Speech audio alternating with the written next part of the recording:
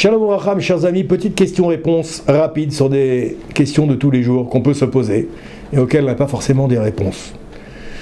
Est-ce que lorsqu'on dit Poteach et yadecha ou masbiar lechol chay ratzon, est-ce qu'il faut ouvrir les mains, comme vous le faites peut-être, comme vous voyez certains le faire, quand on récite ce texte-là qui se trouve, je vous rappelle, dans les Teilim, le fameux Teilim du Ashrei Yoshve Betecha. Poteach et yadecha, ouvrir les mains, ou masbiar lechol chay ratzon, on remercie Akadosh Baruch Hu qui rassasie chacune de ses créatures. On demande dans ce passage en vérité à Kadosh Baruch Hu de nous rassasier personnellement, et on remercie Akadosh Baruch Hu qui rassasie chaque être vivant.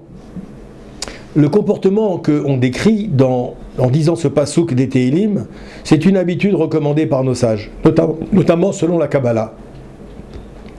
La Kabbalah nous dit effectivement que c'est un bon signe, qu'il faut le faire, parce que ça nous permet de nous rappeler à coup sûr que la Parnassa vient d'Akadosh Baruch Hu.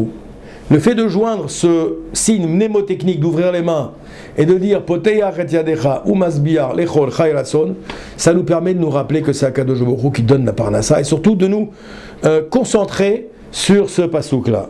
Par ailleurs, ce geste, il traduit également d'une certaine manière la soumission, nous dit ici le Rav, à Hachem et la compréhension que tout vient de lui. Donc c'est un très bon comportement en vérité que nos sages nous recommande de faire. Moshe Rabbeinu, il a fait lui aussi ce geste d'ailleurs. Vous savez, lors de la guerre contre Amalek, qu'est-ce qu'a fait Moshe Rabbeinu? Moshe Rabbeinu, il levait les mains.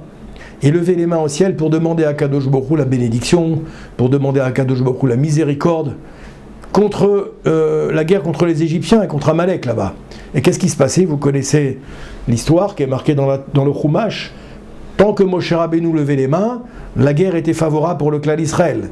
Dès que Moshe Rabbeinu baissait les mains, la guerre était défavorable pour le clan d'Israël. Au point qu'il a fallu qu'on appelle de l'aide, parce que vous savez, essayez de lever les mains, de les garder en l'air longtemps.